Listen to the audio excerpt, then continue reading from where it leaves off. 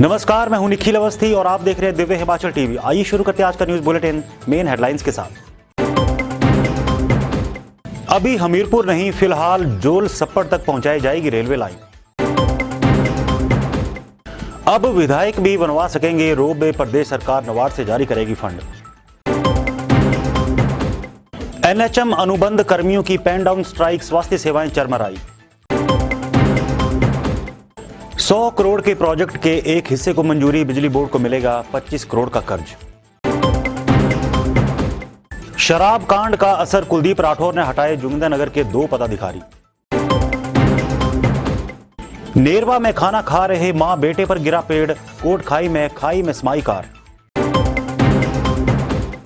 मणिकर्ण घाटी में 3 मंजिला मकान राख, ढालपुर में कैंटीन में सुलगी लपटों ने बरपाया कहर। हिमाचल में आज से भारी बर्फबारी और बारिश, मैदानी इलाकों में ओलों की मार के साथ सताएंगी हवाएं। और अब समाचार विस्तार से।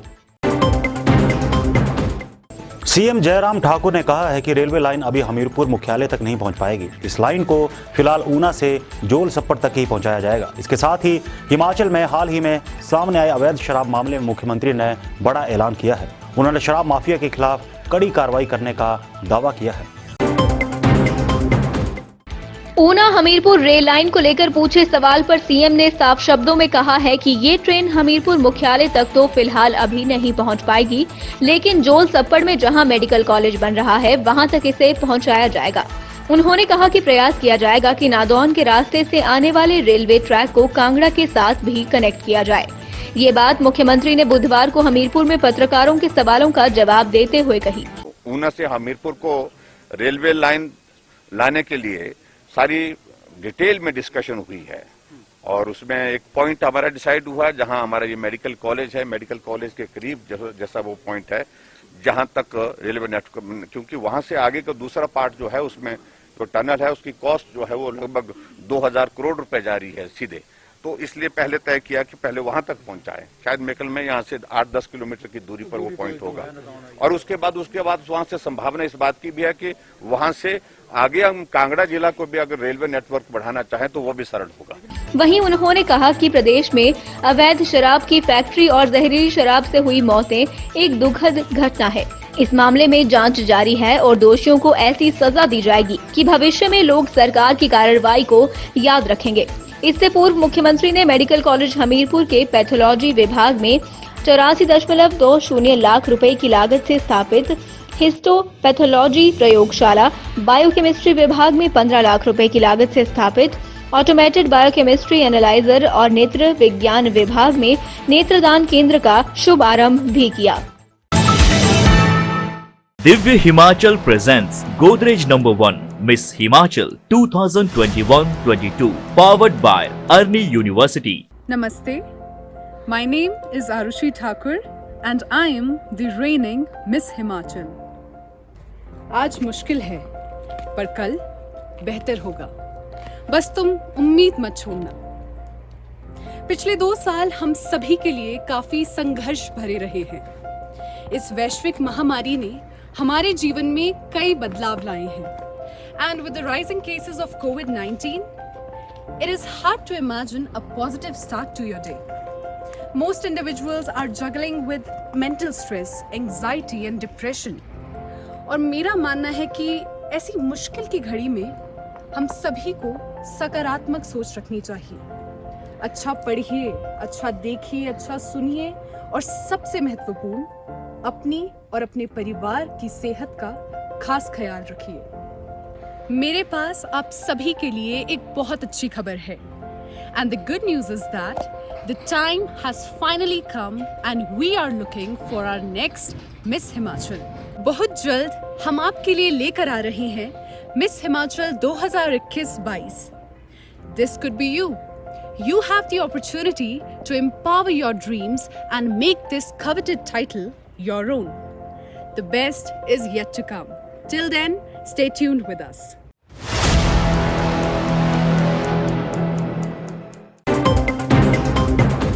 और अब चलते चलते हिमाचल प्रदेश में अब विधायक वार्षिक बैठकों में अपनी प्राथमिकता में रोपवे प्रोजेक्ट भी दे सकते हैं। प्रदेश सरकार का योजना विभाग इसके लिए विशेष गाइडलाइन तैयार कर रहा है। ऐसी परियोजनाओं को नाबार्ड से फंड प्रदान किया जाएगा। पेश है ये रिपोर्ट। केंद्र सरकार ने अपने बजट में पर्वतमाला स्कीम लॉन्च कर दी है। इसके तहत देश भर के पहाड़ी क्षेत्रों में रोपवे निर्माण को बढ़ावा देने की बात कही जा रही है। इसी कड़ी में आगे बढ़ते हुए प्रदेश सरकार ने फैसला लिया है कि हिमाचल में अब विधायक भी अपने चुनाव क्षेत्र में रोपवे बनवा सकेंगे। राज्य सरकार इस बारे में नए सिरे से गाइडलाइन बना रही है। ये काम योजना विभाग को दिया गया है। विधायक प्राथमिकता में इससे पहले सड़क, पुल और पेयजल योजनाएं आदि दिए जाते हैं।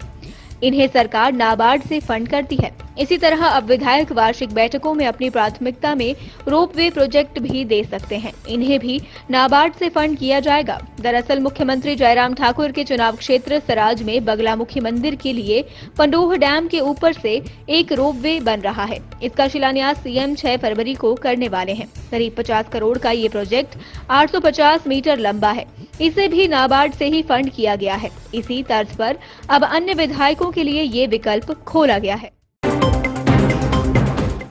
रेगुलर पे स्केल और स्थायी नीति की मांग कर रहे नेशनल हेल्थ मिशन के तहत प्रदेश भर में अनुबंध पर कार्यरत कर्मचारी काम छोड़ो आंदोलन पर बैठ गए। एनएचएम कर्मियों की स्टैंड डाउन हड़ताल का असर कई जगह देखा गया। इस दौरान मरीजों को दिक्कतों का सामना करना पड़ा। नेशनल हेल्थ मिशन के अंतर्गत प्रदेश भर में स्वास्थ्य सेवाएं दे रहे करीब 1700 कर्मचारी अपनी लंबित पड़ी मांगों को लेकर बुधवार को पेन डाउन स्ट्राइक पर चले गए हैं। इन कर्मियों ने 25 जनवरी तक सरकार को अल्टीमेटम दिया था कि उनके लिए रेगुलर पॉलिसी बनाई जाए, लेकिन सरकार की तरफ से उनके हक में कोई फैसला नहीं लिया गया। इसी के चलते ये लोग सांकेतिक आंदोलन पर बैठे हैं। इसी आह्वान के चलते बुधवार को 25 वर्षों से अपनी सेवाएं दे रहे स्वास्थ्य कर्मचारी पेन डाउन स्ट्राइक पर रहे। उल्लेखनीय है कि कर्मचारी सरकार से उनके लिए रेगुलर पे स्केल और स्थायी नीति की मांग कर रहे हैं। अनुबंध कर्मचारी संघ स्वास्थ्य समिति के आह्वान पर सभी जिलों में तैनात कर्मचारी बुधवार को अपनी मांगों के समर्थन में पेन डाउन स्ट्राइक पर रहे। कर्मियों ने अपने कार्यस्थल पर काले बिल्ले लगाकर काम छोड़ो आंदोलन किया। हड़ताल से अस्पतालों में स्वास्थ्य सेवाएं ठप रही। इस दौरान कई जगह मरीजों को पर्ची और दवाइयां नहीं मिल पाई। ग्रामीण क्षेत्रों में वोल्टेज की समस्या हल करने के लिए बिजली बोर्ड ने एक खास प्रोजेक्ट तैयार किया था। ये प्रोजेक्ट कुल 100 करोड़ का था, लेकिन विद्युत नियामक आयोग ने इसे 4 हिस्सों में बांट दिया था। अब इस प्रोजेक्ट के एक हिस्से को मंजूरी प्रदान कर दी गई है। बिजली बोर्ड की 100 करोड़ रुपए के बजट की फाइल के पहले हिस्से को मंजूरी मिल गई है। इस मंजूरी के बाद बोर्ड को 25 करोड़ रुपए का ऋण मिल सकता है। बोर्ड ने ग्रामीण क्षेत्रों में बिजली की वोल्टेज किल्लत को दूर करने के लिए एक बड़ा प्रोजेक्ट तैयार किया था। इस प्रोजेक्ट को 100 करोड़ रुपए में पूरा किया जाना था। प्रोजेक्ट को मंजूरी के लिए नियामक आयोग के पास भेजा गया। नियामक आयोग ने प्रोजेक्ट पर अधिक खर्च को देखते हुए रोक लगा दी थी, लेकिन उस समय बोर्ड ने कार्य को किस्तों में पूरा करने की बात कही। इसके बाद नियामक आयोग ने 100 करोड़ रुपए के इस बड़े प्रोजेक्ट को 4 भागों में बांट दिया। अब बोर्ड पहली किस्त के रूप में 25 करोड़ रुपए का ऋण ले पाएगा। इस धनराशि का एक बड़ा हिस्सा पुरानी लाइनों को हाई वोल्टेज में बदलने पर खर्च होगा। इसके साथ ही नए ट्रांसफार्मर लगाने पर भी धनराशि खर्च की जाएगी। बिजली बोर्ड ने 100 करोड़ रुपए के बजट में पूरे प्रदेश के ग्रामीण इलाकों का चुनाव किया था, लेकिन अब बजट में कटौती के बाद अति आवश्यक इलाकों में ही ये अभियान चलाया जा सकता है। ग्रामीण क्षेत्रों को रोशन करने के लिए इसे बिजली बोर्ड का सबसे बड़ा कदम माना जा रहा है। हाल ही में सामने आए शराब कांड के बाद राजनीतिक पार्टियां भी एक्शन में आ गई हैं। इसी कड़ी में अब कांग्रेस प्रदेश हाईकमान ने मंडी जिलाध्यक्ष प्रकाश चौधरी की रिपोर्ट पर एक बड़ा फैसला लिया है। असामाजिक गतिविधियों में शामिल रहने पर 2 पदाधिकारियों को कांग्रेस ने बाहर का रास्ता दिखाया है। प्रदेश कांग्रेस अध्यक्ष कुलदीप राठौर ने जोगिंदरनगर के ब्लॉक अध्यक्ष समेत एक अन्य पदाधिकारी को निलंबित कर दिया है। इन दोनों को पदों से हटाने के बाद ये निर्णय लिया गया है। मंडी कांग्रेस कमेटी के अध्यक्ष प्रकाश चौधरी ने इस बारे में रिपोर्ट पार्टी मुख्यालय भेजी थी। इस रिपोर्ट में ब्लॉक कांग्रेस अध्यक्ष जोगिंदरनगर राकेश धरवाल और एक अन्य पदाधिकारी लक्की ठाकुर को असामाजिक गतिविधियों से संलिप्त बताया गया था। इस रिपोर्ट पर प्रदेश कांग्रेस कमेटी ने विचार किया और दोनों पदाधिकारियों को हटाने का निर्णय ले लिया गया। इससे पूर्व पार्टी हमीरपुर के कांग्रेस महासचिव को पद से हटाया था।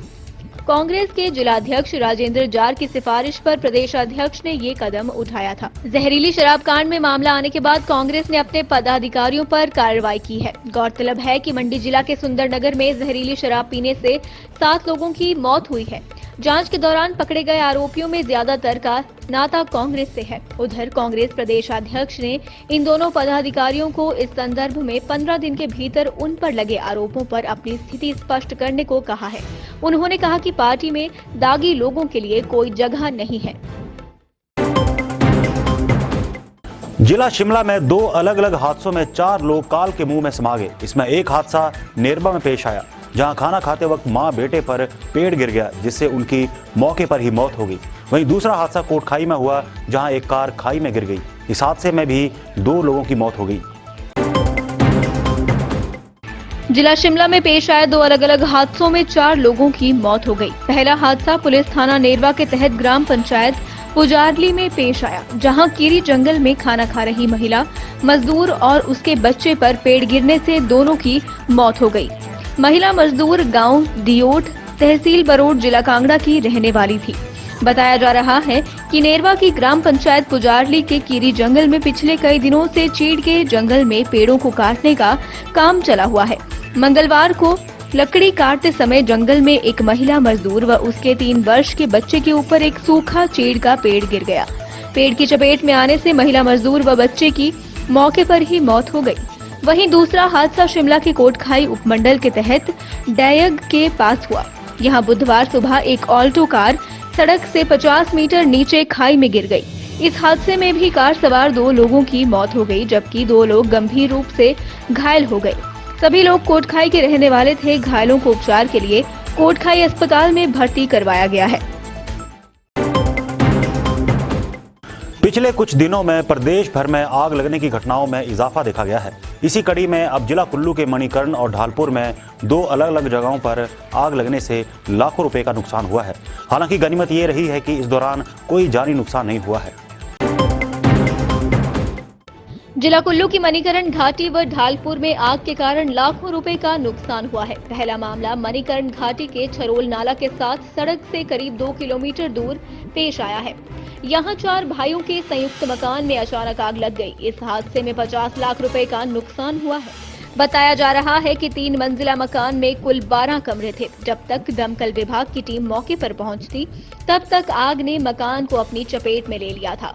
आग लगने के कारणों का पता नहीं चल पाया है। वहीं दूसरे मामले में मंगलवार रात करीब 12 बजे कुल्लू ढालपुर में क्षेत्रीय अस्पताल के साथ हणोगी माता कैंटीन में आग लगने से कैंटीन का फर्नीचर, मिठाई इत्यादि जलने से करीब 1,50,000 रुपए के नुकसान का अनुमान है। दमकल विभाग की टीम ने तुरंत कैंटीन में पहुंचकर आग पर काबू पाया। प्रदेश में एक बार फिर से मौसम ने करवट बदल ली है। अब गुरुवार और शुक्रवार को अंबर जमकर रंग दिखाने वाला है। मौसम विभाग ने इसे लेकर पहले ही लोगों को अलर्ट जारी कर दिया है। हिमाचल में एक बार फिर मौसम बदल गया है। बुधवार को दोपहर बाद छाए घने काले बादलों से पहाड़ का पारा एकाएक गिर गया और समूचा प्रदेश कड़ाके की ठंड की चपेट में आ गया। इसके अलावा पहाड़ों और कई जगह मैदानी इलाकों में हुई बर्फबारी और बारिश से लोग ठिठुर गए। बुधवार को ऊना में सबसे ज्यादा 21.6 डिग्री और केलांग में सबसे कम -9.3 डिग्री सेल्सियस तापमान दर्ज किया गया है। मौसम विज्ञान केंद्र शिमला ने प्रदेश के मध्य व उच्च पर्वतीय भागों में गुरुवार और शुक्रवार को भारी बारिश व बर्फबारी, जबकि निचले इलाकों में भारी बारिश के साथ ओलावृष्टि व अंधड़ चलने का येलो अलर्ट जारी किया है।